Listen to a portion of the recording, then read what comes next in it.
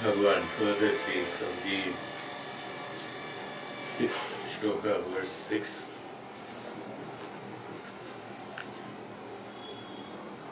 he says,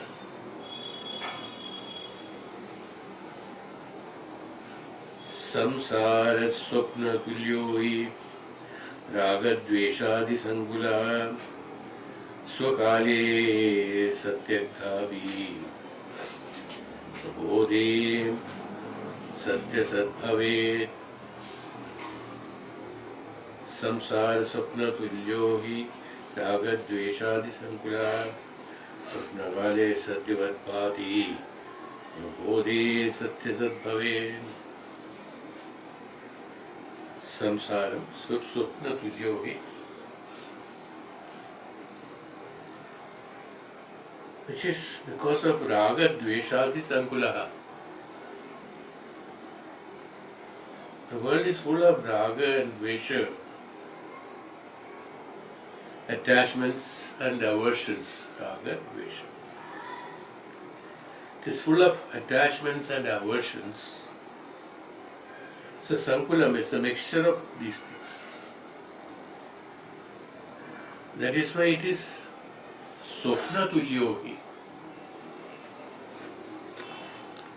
Because of that, it's like a dream only. Because when it is with all raga, dveshadi, sangulam, somewhere it is attachment, somewhere it is aversions.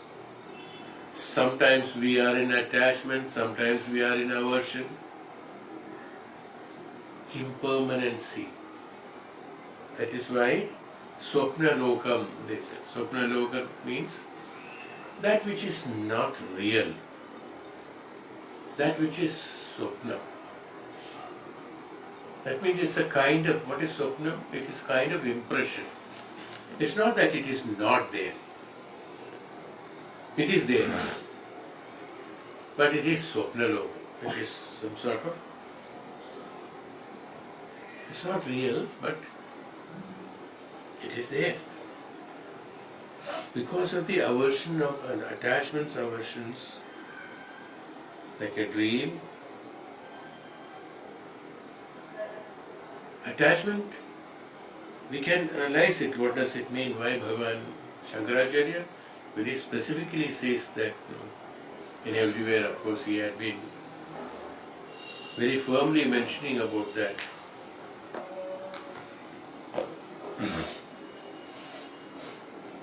Jagat Mithya, he said. In one word, he said Jagat Mithya.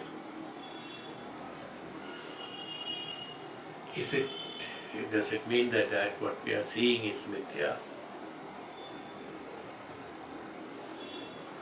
In our materialistic language, we always compare things with what we are seeing. Technically speaking, or strictly when you go into analytical methods, we are seeing what we understand or what we think.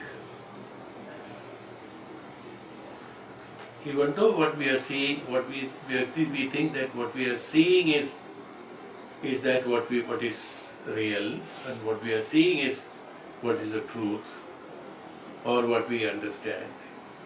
It's what we understand or what we want to see that what we are seeing actually. It's not that what we are seeing things really as it is. It is according to our own needs and requirements or fascination, I would call it. Whims and fancies, we are seeing things. We have done a lot of exercise on this in various classes. But still, just to having the subject has come, we would just superficially mention about it. When we see an object, each one, you show an object to each one, same object to the public, where thousands of people are there. Each will see it in a different way. Someone will give importance to its form and shape, someone for its color, someone for its nature, someone for its technicality, how it has been made. Someone will know what is the shelf life of that, how long it will. Our outlook, depending upon what we think, is what we are superimposing on the object and seeing actually. Not only the matter, not material, even for human, we have likes and dislikes to human. Everybody has got likes and dislikes. When we see a person who we like, then we see a person, so we like. Based on, you have analyzed that this person is a friend of mine, he is a good person, he is very nice, he has been very kind, he has been very, very good, or scholar. So many qualifications, somebody is a scholar, somebody is a good-natured man, he is a soft-spoken man, he is very, he has got daya and karuna, all sorts of merciful thoughts and activities. So what we have already predetermined the qualities and qualifications, you will superimpose this on that person and look at it, is it not?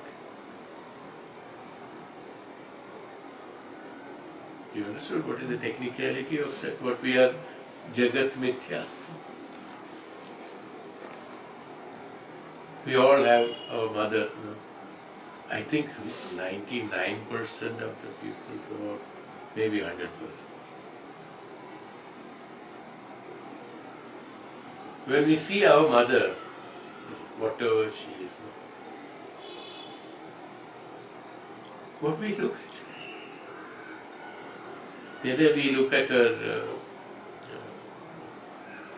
beauty, or we look at her hair, nor we look at her shape, form, nor we look at her dress, nor we look whether it is shabbily dressed or whatever it is, whichever form and me. Whenever we look at mother, we have all sorts of love and affection towards her. We see an embodiment of love and affection. No? For which person his mother is ugly? I doubt. Anybody is there. So in there we have, in our language, we have some proverb is there, when we say that.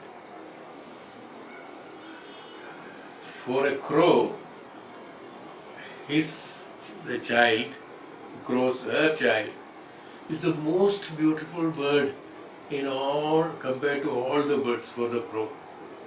But for us, crow, that's why. For the crow, her child is most beautiful. Same way, for the child, the most beautiful is the mother. What are we superimposing? That what we have in our mind. The love, affection towards the mother, or the love and affection towards the child, or love and affection towards any individual, is that what we are looking when we see that person physically? We don't see that person with such norms of where the other things are compared with, is it not? We don't see that, is my mother beautiful? Compared to, for me, my mother is always beautiful. The most beautiful lady in the world is my mother. The most precious lady is my mother. The most God presentation of the embodiment of God is my mother. Everything is that. When we look at her, we don't see anything other. Even if she gets angry, every mother gets angry with the children. I think we all know that. We must have got enough, spanking, or we all got it enough when we are small. But with all that we are, she's the most precious thing for us. You understood what I am trying to tell them? Because this we can see with our feelings. It is your understanding of that object, that what you are looking at. It may be looking at as a human, but that is only a physical eye is seeing. But we are not looking at it as a human. We are looking at it as an emotion. We are looking at it as our thought. I am not saying it is right. I am not saying it is right, but what we are seeing is not the truth, is what we are doing. What we are seeing is that what we are superimposing on that. If it is a mountain, if it is a tree, if it is a flower, or if it is something else, X, Y, Z, everything is that what we superimpose, beforehand we decide it, then we look at it, then we find it beautiful or not beautiful. When you are angry, you look at, I always say this in a number of classes, we have told this, but still, having the subject has come, it's better to emphasize on that. The most beautiful garden or most beautiful flower, most beautiful thing, when you are not in a mood, we call it as mood. When you are angry, when you are uncomfortable, when you are disturbed, whatever condition, when you are sad or sorrow, if that you see that, you have no fascination. You don't have anything. First thing, come on, take it out. I don't want to see. But when you are happy, the same thing is the most beautiful thing. Superimposition of your thought is that what is called the objective world, we said. That is what called Bhagavan said that. Jagat Mithya. Because it's not Mithya, it is Mithya. It's not the truth what you are seeing. It's not wrong. It's okay. You are seeing it because of your emotions. You are looking through your emotions. Different glasses, different colors of glasses. When you see the object, it will look that color. That's all. We are seeing everything, anything and everything in this world as that. Raga, Dvesha, attachment and aversion. That's why the world is full of attachments with Raga and Dvesha. When it is attachments means will become dearer to you. Detachment is also dearer to you. That means aversion is also equally. Aversion is also a paryaya of attachment. We always said that it's because that what is aversion is the what is more important sometimes, in our mind, that is the most important thing that we have registered, that we avert. Everything is an attachment. Ultimately when it comes, everything is an attachment. Even Dvesha is also Raga, in other words. Because because you had a Raga towards that, you have Dvesha towards it now. Before creating Dvesha in your mind, you had Raga towards it. It has been transformed into Dvesha. But actually that is also Raga. So everything is Raga, everything is attachment. Everything in this universe is based on your attachment. That means your own importance that you provide to you based on that intellectual thought or intelligent thought, that what you have created depending upon your requirement, your needs, your requirements, your emotions, your convenience, inconvenience, your facilities. You have got liking and disliking, likes and dislikes, or attachments and aversion.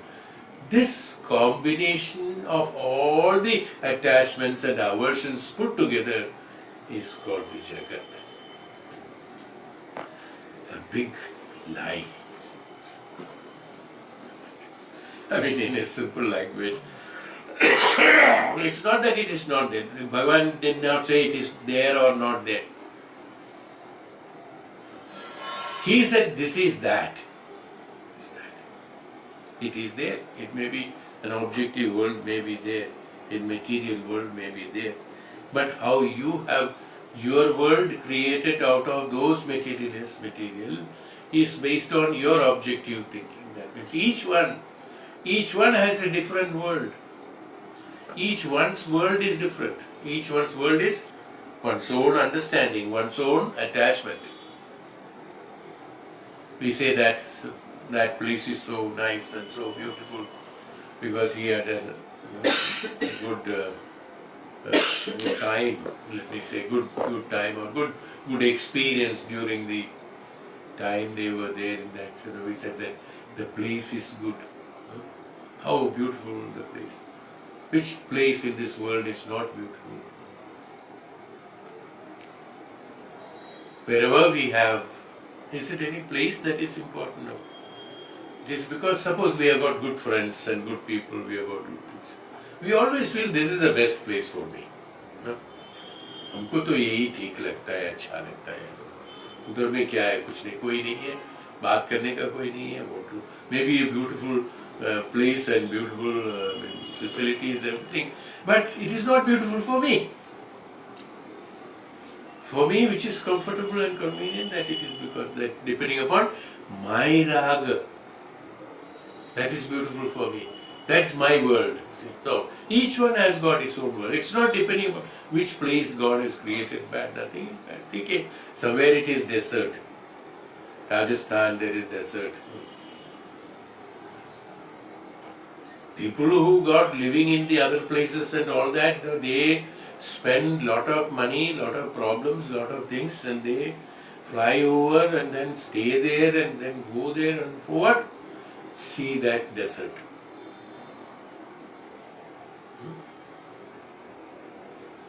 They will have ride on that desert, they will have camel ride on the desert, motor ride on the desert, or they will jump on the desert. Desert is beautiful. Then after 10 days of desert, it's okay. Then they go back. Always that desert is so beautiful. But the man who is staying in the desert is saying, when will I get rid of this place? No water, no this is always hot. No, night it is too cold, daytime it is too hot. His complaint is that is not. So for which is a beautiful place? Forest or any other places.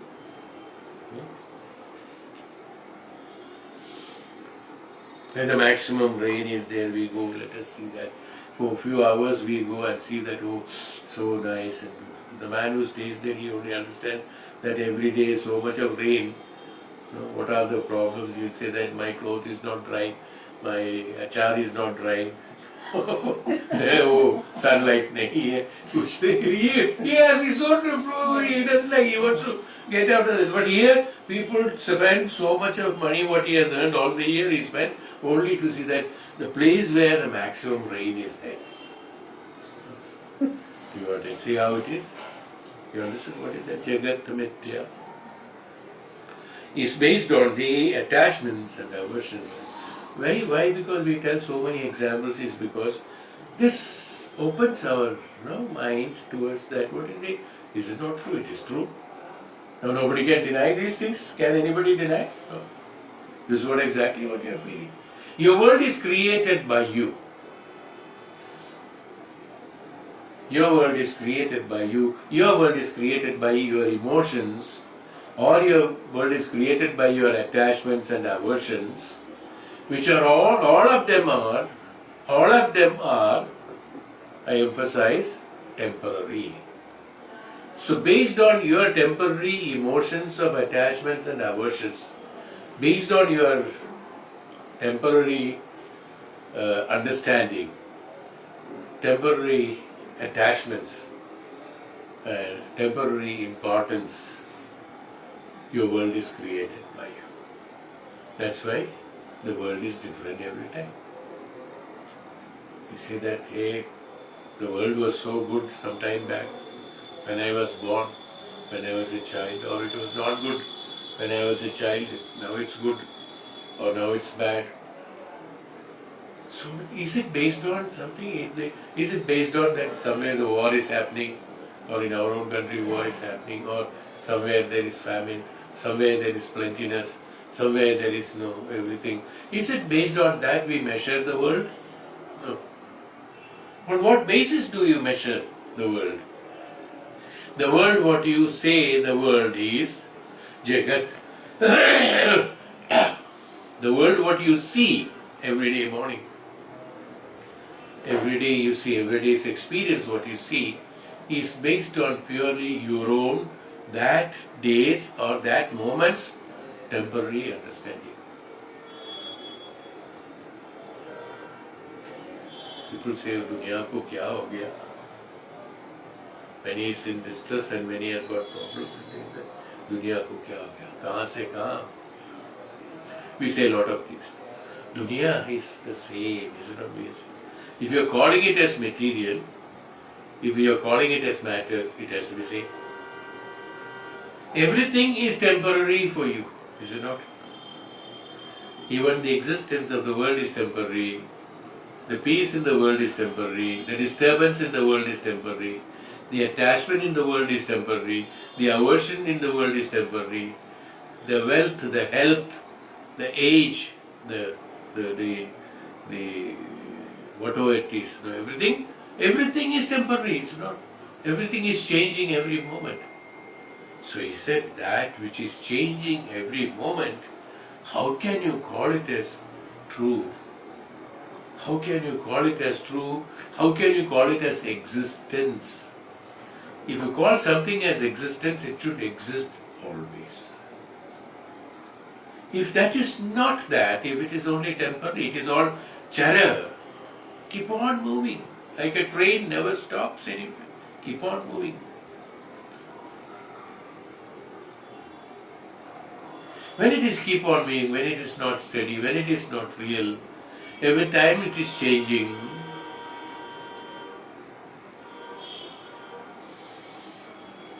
Every time it is changing, so it is mithya.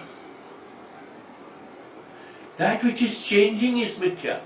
My mind is changing every moment is mithya. My mind is mithya. My sharira is changing every moment. Every moment some cells are dying, some cells are being formed, and this is mithya. Is it not? That's what called mithya. That which is not permanent is called mithya. Not that it is not there. That changed cell is the one what you are seeing every moment. Yesterday or this morning you were different, now you are different. But we don't realize it, but because of our own understanding, our external form. Depends upon on what basis you create your change and not change, how you classify them, depending on that. Somebody says, oh, 30 years is the same.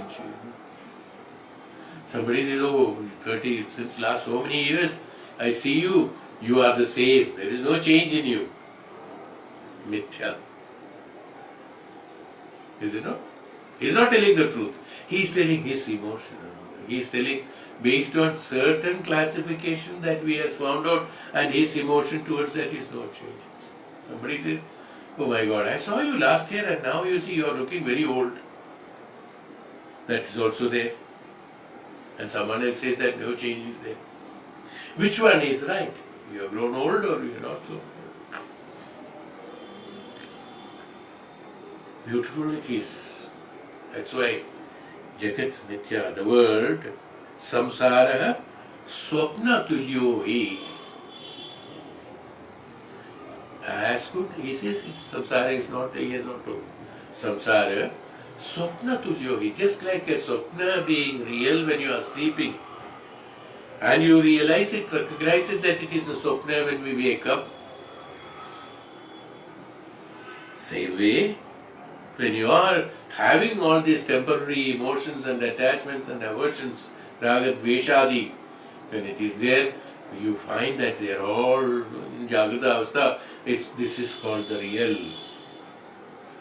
Till the time you realize you have Brahmajnanam, Atmajnanam, after Tapasya, after this one, till then you find that this is real. After that you will say that that was not real. Like we also say, even now in this materialistic way of living also, we say that no, no, that was not real of me and this is real of me. That was temporary of me. My emotion was for 5 minutes, so it is not me. I am being identified by that. We always identify people with those emotions which you don't like.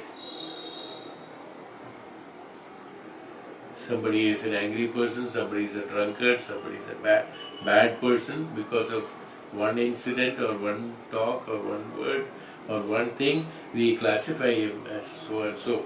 Or he is a good man based on certain classifications. We have these kind of explanations to make our mind understand, and then we forcefully tell that this is what is right. We ourselves, we create all this, then we ourselves say that this is right. This is my Jagat Mithya, that which is Mithya. You should have yes, you can say which is right, which is wrong, no discrimination can be there, but it should have the firm ground based on that. The substratum should never be changed, but we say something is good today and the same thing is bad tomorrow, or inconvenient today, inconvenient tomorrow. We all know that. Yes, they are. Based on our sharira and mana, based on our body and mind, the convenience and inconveniences and likes and dislikes and then attachments and aversions and beauty and ugly changes from moment to moment depending upon my own mental condition. So, who is responsible for all this? The mental condition, which is impermanent, which is changeable. Its creation itself has been created based on that. Why? Because mind is not a firm organ by itself which can produce certain things, because it's a combination, it's an abstract a combination of emotions and thoughts put together.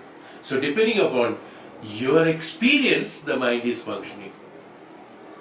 So if the experience is that, mind is that. If the experience is this, mind is this. Impermanent Jagat Mithya.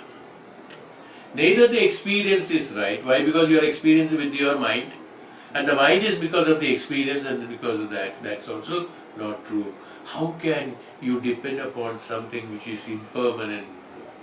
You cannot. We anchor a ship on an imaginary anchor. It's not there.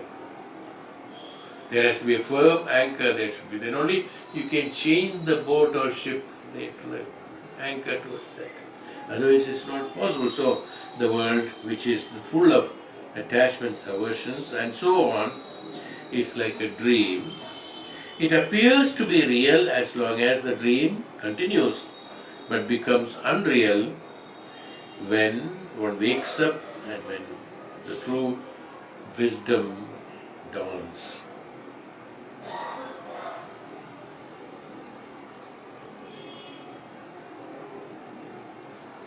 The dream,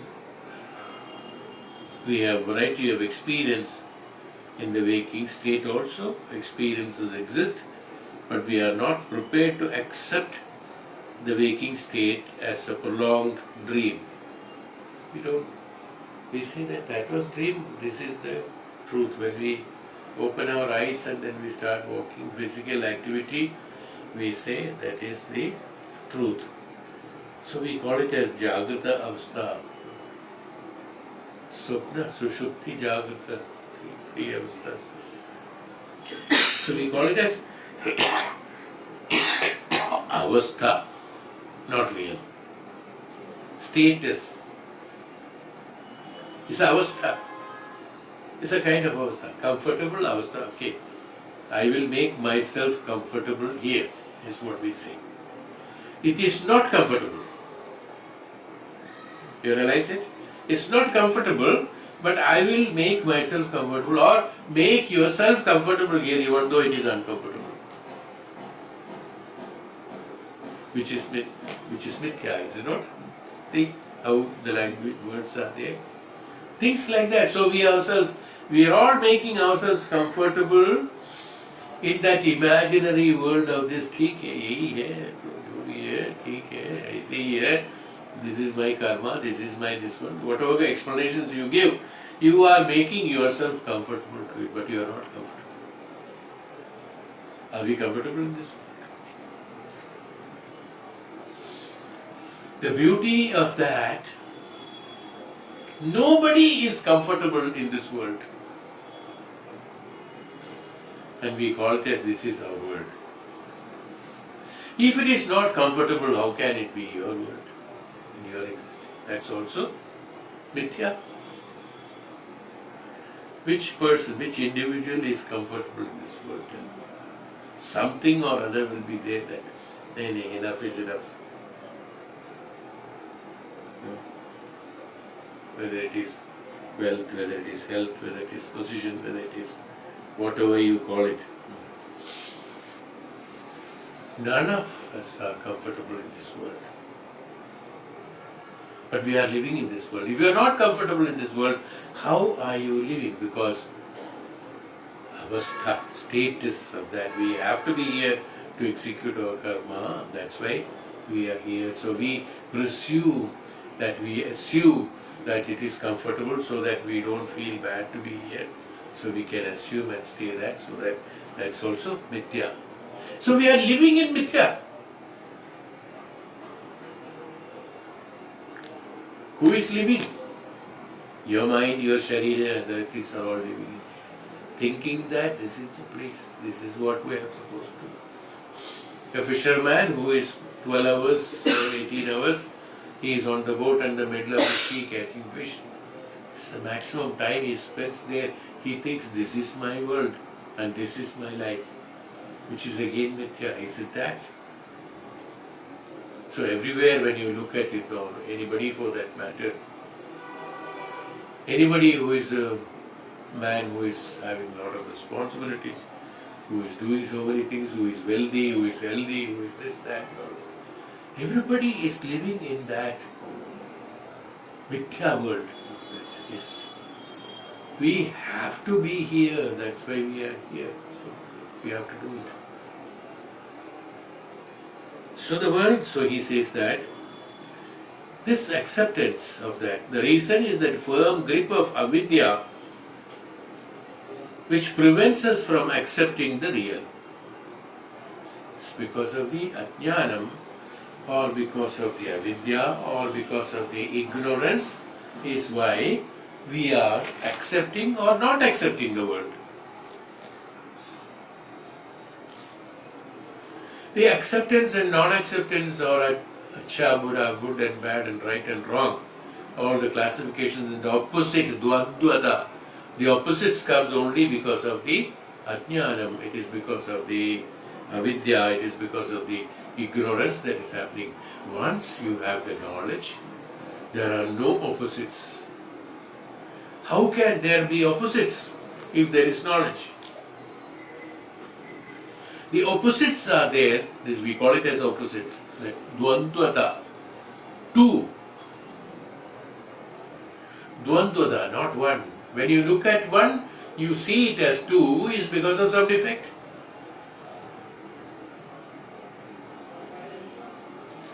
Some defect which is not true.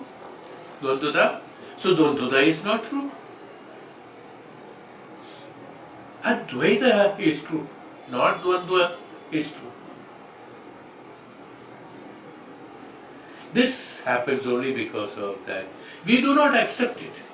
We say that it is Dvandva only, these are two only. I am seeing two, so it is two. I accept. That's the truth, he says.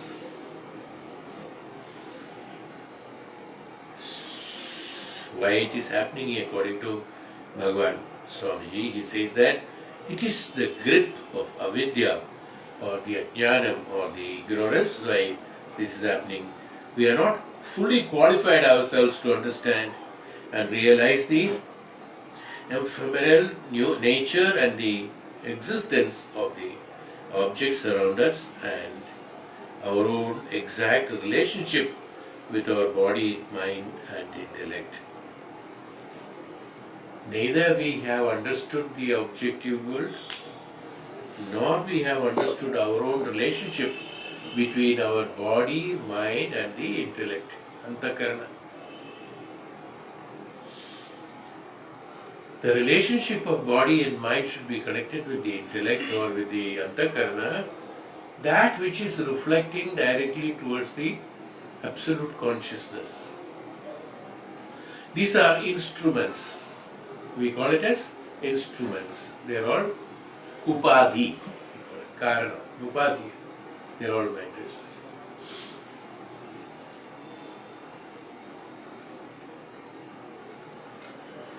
Like we say, keep the water in the flask, it will be warm.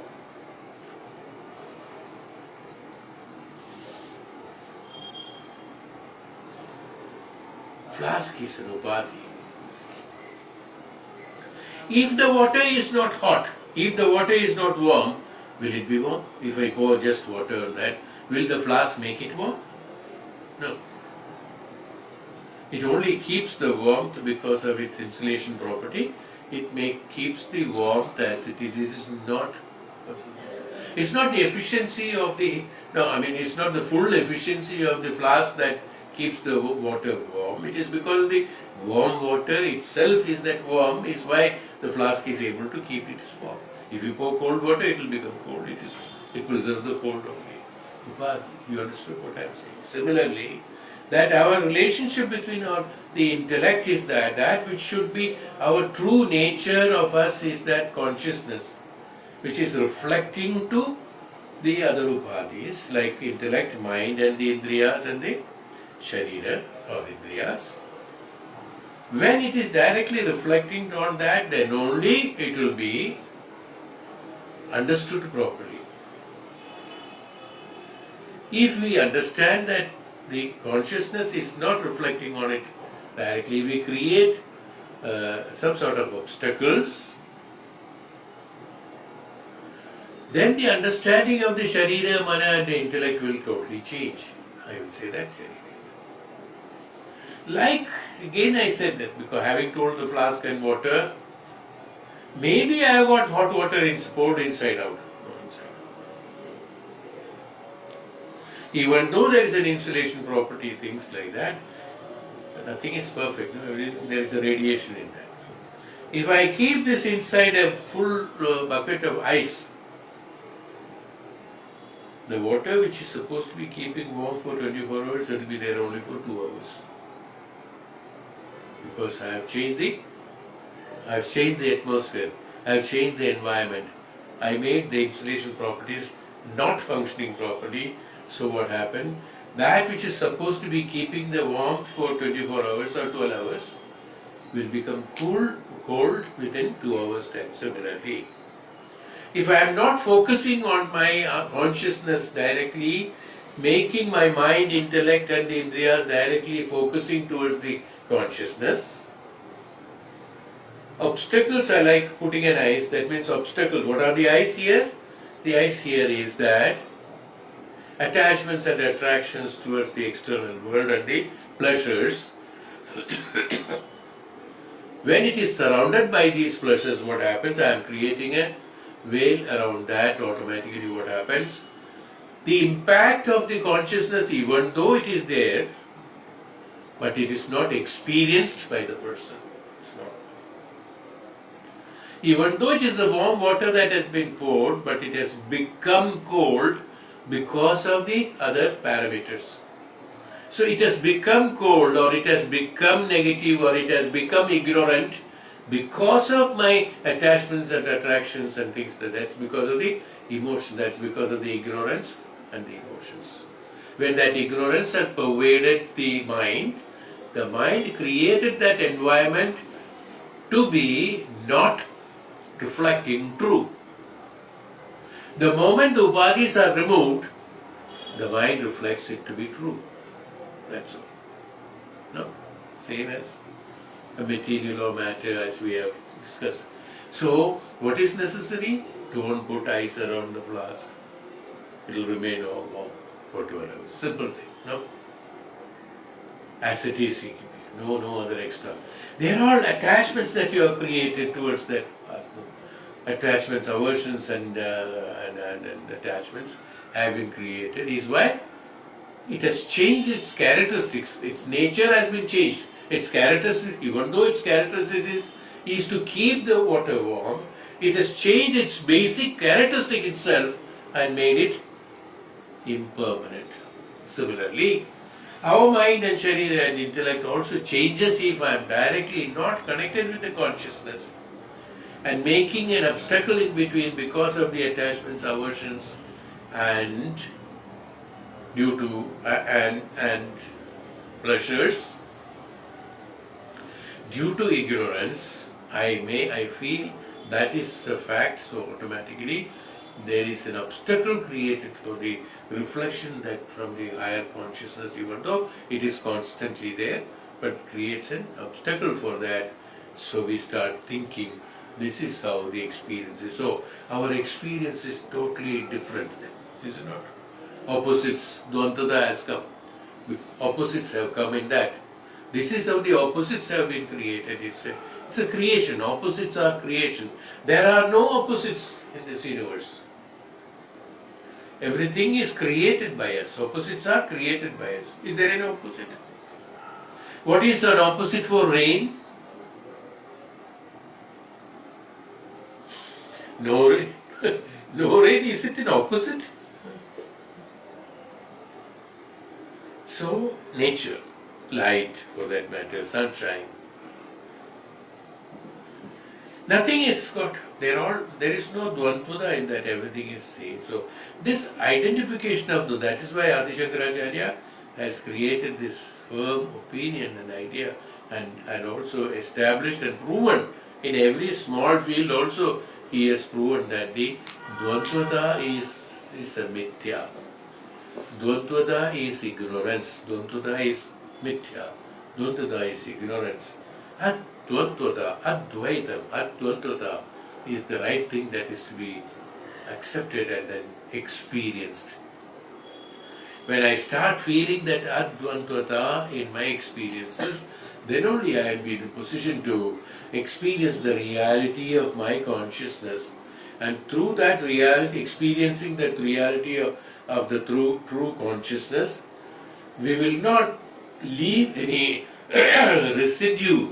That means residue to be there. What is residue? Residue is that, why I used the word residue, I am kind of filtering it, my thoughts and experiences. Why I called it as residue? Residue is that which is not created a layam into that reality, the original subject. Suppose there is a residue in the after keeping the water for some unclean water for some time, the dirt will settle down, is a residue. That residue is that because that is not part of the water. It has been added afterwards. That's why we call it as residue. Similarly, when I am experiencing the external world, that is, which is attraction, attachment, and then due to ignorance, because of ignorance, this attachment will be, settled down when I am connected with the consciousness directly. That my revelation of my mind and intellect, when it is connected to the higher consciousness directly, this becomes a residue which is unwanted, and then the residue is what we do with the residue. Residue is taken out and thrown out, which is not usable. They are all false, because it cannot be mingled, mixtured. It cannot be diluted along with the truth, along with the reality. So all my experiences which are not according to the higher consciousness, reflection of the higher consciousness, has to be a residue which is known as the bad karmas or karma alas. This karma, in order to remove that residue only, that we are being born again. That's called residue. In order to remove the residue, we have to take out the clean water or somewhere else, and then take this out and then throw it out. So when we do reflect ourselves towards the absoluteness, due to our karma becomes absolutely clean, other becomes the residue, and we get the mukti or moksha, liberation, that clean water. Liberation from this, so that the residue doesn't belong to the clean water and that is thrown out. It was once belonging to that water at one point of time, but after the same thing that which was mixed around that has become a residue, it is no more belonging to that and it is thrown. So, and that cleaned absolute water is strained and taken out is called mukti or moksha. Karma, so during karma, what is the karma? Karma is that we should do such a karma that which will not agitate the water. You have to keep it absolutely quiet and silent, stable, static, so that the residue can be formed. Non-agitative status of mind through tapasya and understanding of the absoluteness through the knowledge is called the stillness of the mind, non-attaching mind, stillness of mind. When that stillness has been created, the residue automatically, the karma balas are automatically evaporated and taken out. That's why Bhagavan said in Bhagavad Gita, the karma balas, that what you are doing, you give it to me. Is what Bhagavan said, give it to me, in the sense, let the residue be out and then you have the clarity of the water above that and then get mukti or moksha from that.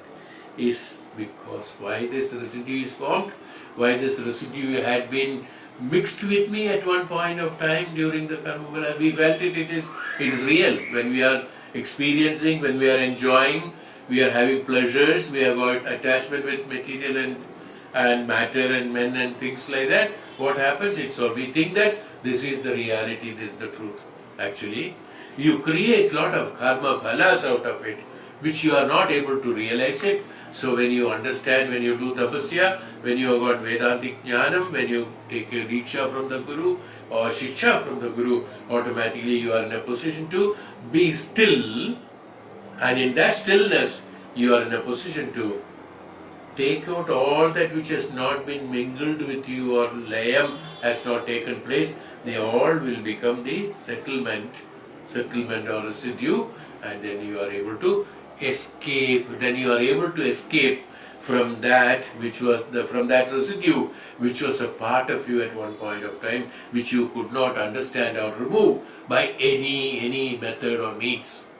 Only stillness has brought. Only stillness can bring the water percolate, the residue percolate down, nothing else. So through that process you are in a position to get the emotion out. No?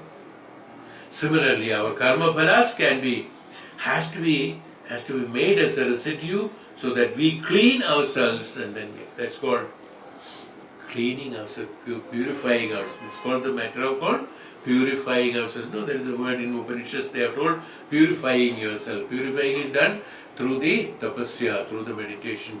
Through meditation, what we do? We renounce. Renounce, that is what is not necessary. The renunciation is that settlement of the sediments. All that what is not necessary.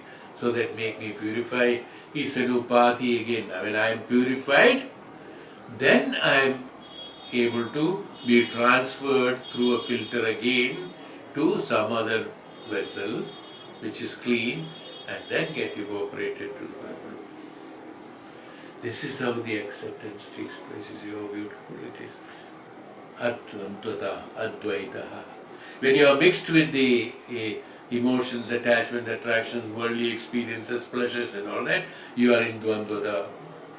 You got all those sediments which were there, that was all mixed with you, all together, and you thought this is the one that in the Dvandvam you felt this is called Advandva, but actually it is Dvandva. When that Dvandvata has been removed, then we call it as purified self. That's called purified self is the one who gets the mukti or moksha, who can mukti moksha, that which can be used which will become usable. Otherwise, the dirty water is not usable. It is only to be thrown out. The one which is with the karma phalas is to be thrown out. That means you go again and come back after you clean yourself. It's not acceptable. It's why number of punarapi jananam, punarapi maranam. In order to remove that dvandvata from us, that means that which is not diluted in us, that which cannot be dissolved by us, is being accepted or dissolution by us, and has been accepted as that.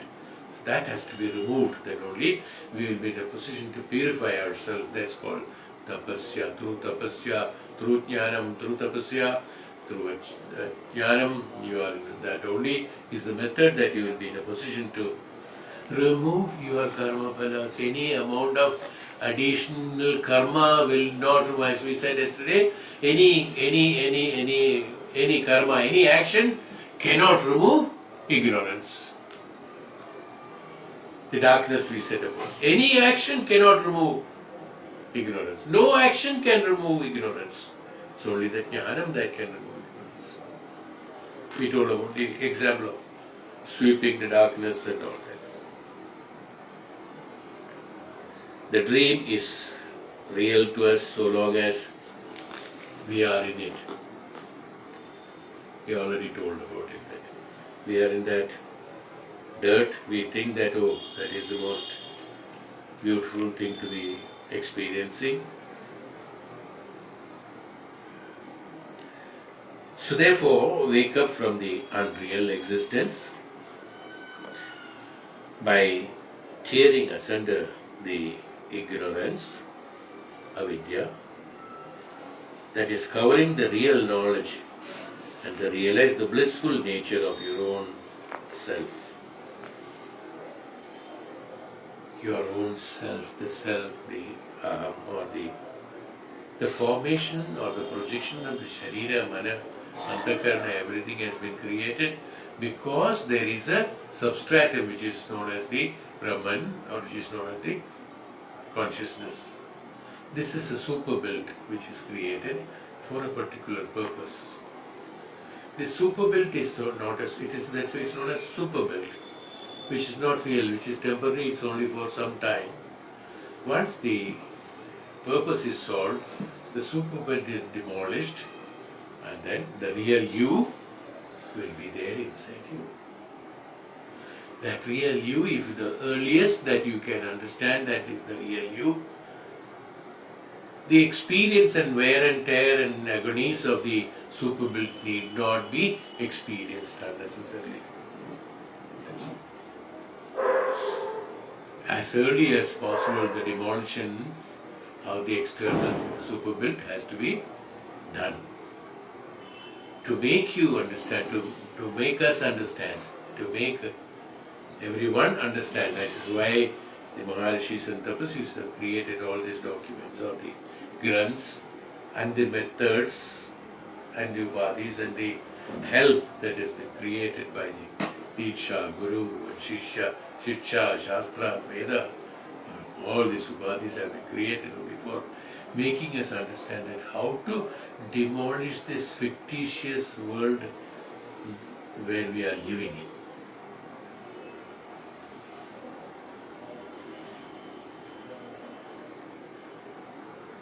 Samsara swapna tulyo hi.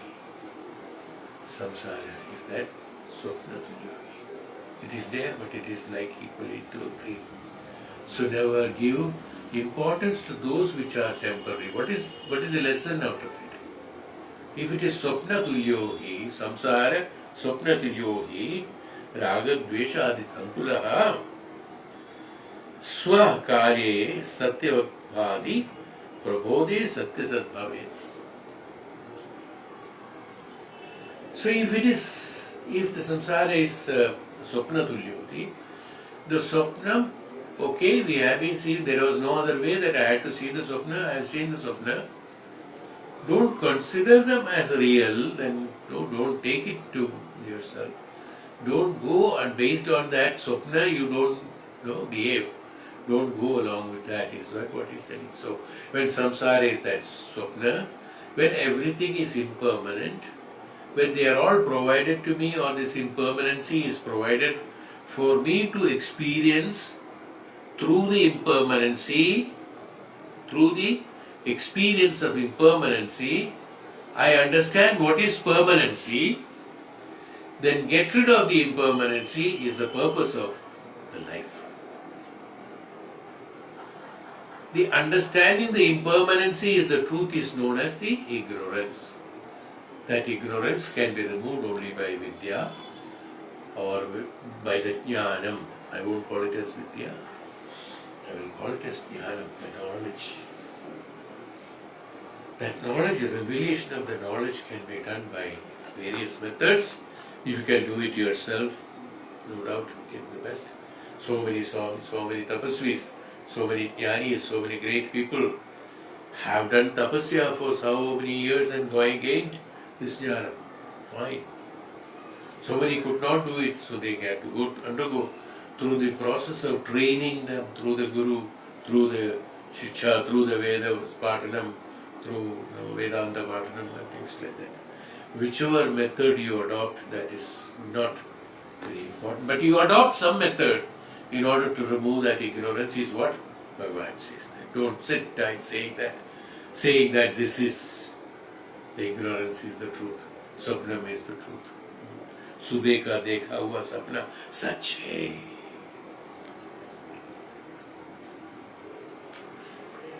You are saying sapna, you are also saying sach hai. Whether it is subha, swapna ke liye, is there any time? Oh, 4 o'clock, only the truth slowly will come as swapna to you. All other time he will hide and keep quiet, will not come. 4 o'clock in the morning only when swapna will come.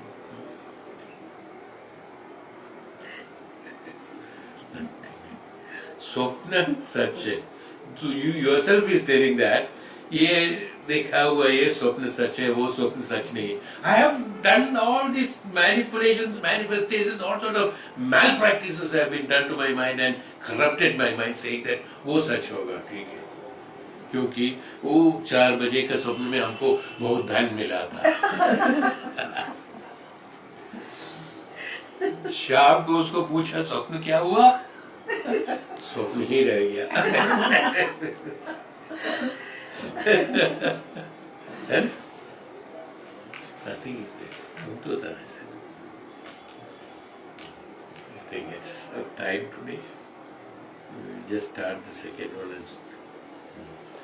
6th verse. So very important chapter. He said samsara swapna kriyaha raga Bh.Aadi sankulaha.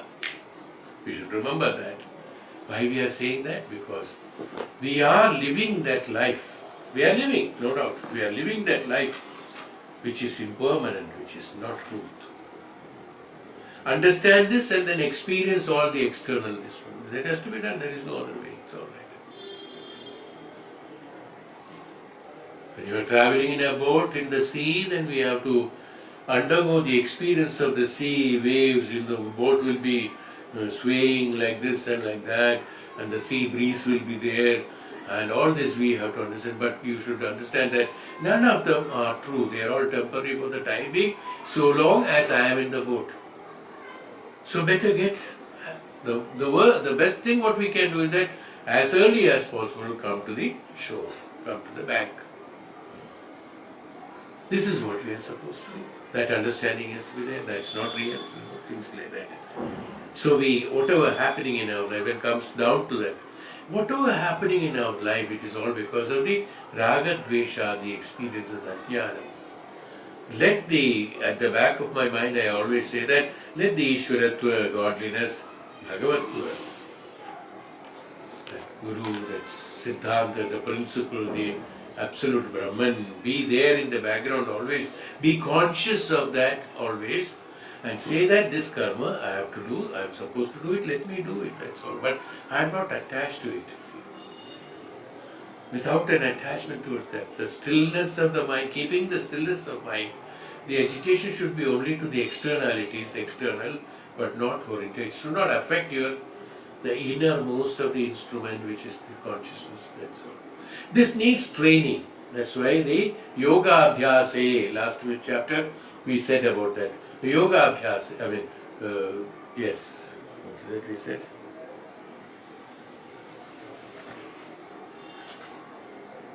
This yoga abhyasa also.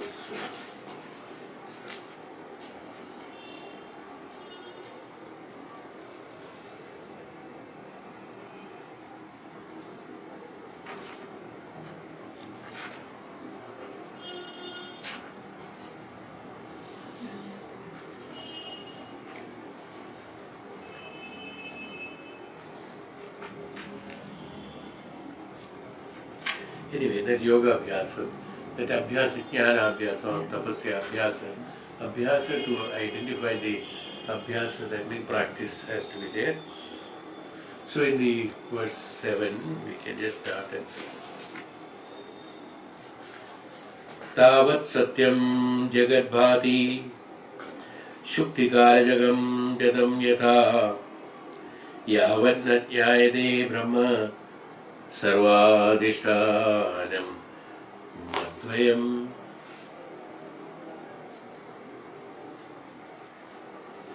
Tavat.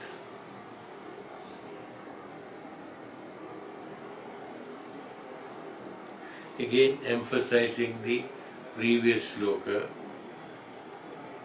Tavat means that so long as Satyam Jagat Bhati, the world appears to be real, so long as Brahman, the non-dual substratum of the center creation, is that realized. It is like an illusion of the silver in the mother of pearl. Everything is illusion. We take this chapter in the next class. Verse 7, and we have finished 12, session 12.